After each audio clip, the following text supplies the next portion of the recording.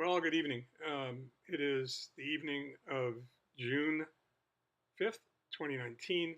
This is Journal 70, which is kind of crazy, and T+64, plus 64. Um, it's amazing when you're as restricted as I am, um, the things you can still fit into one day, the things you still have to fit into one day. You have to budget your time very carefully because in my case, I get very, very tired early in the afternoon. So most of everything that we do takes place, in the somewhere up till about noon or 1 o'clock, and then things get tricky. So we have to prioritize um, where we go and what we do very carefully, and that brings with it a whole series of decision making um, that really got me to thinking about decisions in general and what that's all about. Today we decided that we needed to get me some compression stockings because the doctor had told me that I really need to do that. And we were agonizing over where to get them and who to get them from, and whether or not to get them from a normal pharmacy or to go to a big box retail store or to order them online. And we went last week, the end of last week, to the pharmacy out here that we've discovered that's like this really, it's like a diamond mine. It's just an incredible place with great prices and better service. And when I went in there and asked them if they carried compression stockings, they said, "Do you have your measurements?" Which should have been a clue at that point that there was something more to this than just walking into a store and buying them. So we agonized some more over it, and I made the decision that I was going to go someplace to get measured or find out what needed to be measured. And finally, talked to my home care nurse, the young lady that cleans my PICC line, flushes my PICC line, and she suggested a place in Covina, which is just down the road here a piece. It was a great place, a great place to go because it's been there. I mean, literally, I believe it's been there forever. And it's a very busy place. There were two pharmacists working in the back. There were two or three girls on the counter, and there was someone else in the back. And when I asked them if I could go ahead and get measured, asked them how much it was to get measured, they told me that if you buy the stockings from them, there's no charge. We went through the process of getting measured for the compression stockings, and it was really, you recognize almost instantly why there were two or three certificates from different compression stocking companies hanging on the wall, certifying that the young lady that was measuring me for the stockings was qualified to do that. And just by virtue of the questions that she asked, you realize that it's not such a simple undertaking, because the first thing that they have to recognize is how swollen are you when you're getting the compression stockings, because that's the reason that you need them in the first place. So, the rate of compression, the density of the stocking and how much pressure it puts on the leg um, is more art and science than it is just by golly or by gosh luck. And I felt really good about that decision. And then I started thinking about other decisions that I've made and recognized that they always I haven't always hit a home run. Um, and the more I started thinking about decisions in general, um, I started to realize that the way you learn to make better decisions is actually by making bad decisions, at least in my opinion.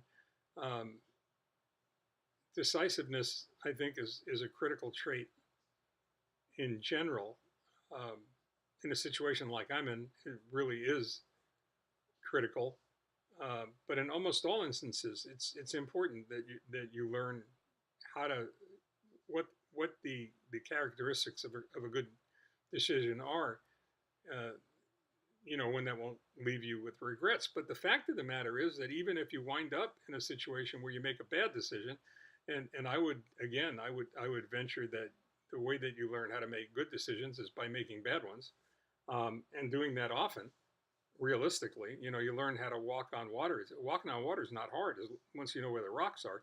But finding the rocks means you're going to get wet an awful lot, and awful lot of the time. And I've gotten soaked often.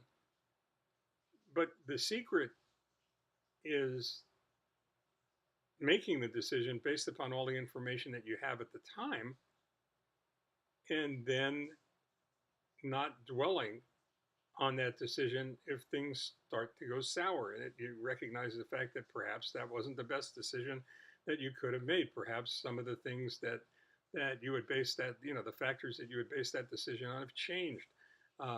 Maybe the whole world changed, in the course of, I'm sure that buggy whip salesmen and horse blanket salesmen were convinced that the motor car was a fad and it would go away. It would never have traction. Nothing would ever replace the horse. So they'd always need horse whips and blankets. And the fact of the matter is that did change, and so did video stores. If you remember video stores, you'd go in and rent a movie. Um, Brick and mortar bookstores. Um, that weren't necessarily boutique stores, uh, that have gone away. And God only knows what else that you could go ahead and attribute to, making the right decision based upon all the information you had at that particular moment in time, then finding out that the world changed around you. The fact of the matter is you can't dwell on that. So what do you do if you can't dwell on that? Well, you take control of the situation, you assess what's going on, and then you improvise, adapt, and overcome. You figure out what you have to do to turn that bad decision into a good decision. And the way you do that is you keep focused on the goal. What is the goal? Where do you want to be? Um, what do you want it to feel like? What do you want it to look like? What do you want to accomplish? How do you want to get there? Um, how patient are you willing to be? There are all kinds of elements that are involved in this that most of us don't really even think about anymore when it comes time to make those decisions. Mostly because we've done it so often that it becomes muscle memory. You don't really think about it. Just as correcting whatever whatever happens as a result of that decision that don't leave you where you are. I mean, certainly a part of that is recognizing whether it's going to be life or death. Certainly a part of that's going to be whether you're risking insolvency, um, whether or not it's going to drive you into bankruptcy. But realistically, how many decisions do we have to make where that's the case? Uh, so, all this from a pair of compression stockings, and going to purchase those. And I got to tell you something. I've been living out here in, I guess, the San Gabriel Valley, Duarte, Monrovia, Arcadia, um, all along Foothill Boulevard and the 210, down into Covina, um, and West Covina, and getting out a little bit more and more. And I got to tell you something. I love it out here. I got to tell you that the people that we've met in almost every place we've had dealings have been unbelievably caring and courteous, polite, professional, um, competent, qualified. I mean, it's an amazing area. So if you got to get stuck living away from home for any length of time, this is certainly one of the places to do it. And with me going to clinic twice a week and never knowing exactly what we're going to find out,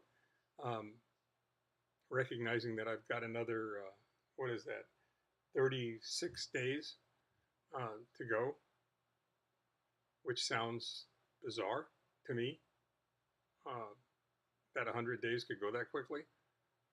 Uh, I guess that's all about decisions and attitude, also. So you're always welcome to let me know what you think, or how you feel, whether you agree or disagree. You know where to find me. I'm not going anywhere for 34 days, and then I'm not going anywhere for another 60, um, 6 after that, uh, more than 66 after that, because I'll be staying pretty close to home for the next balance of the year. So stay well, take care, stay in touch. Talk to you tomorrow. Bye.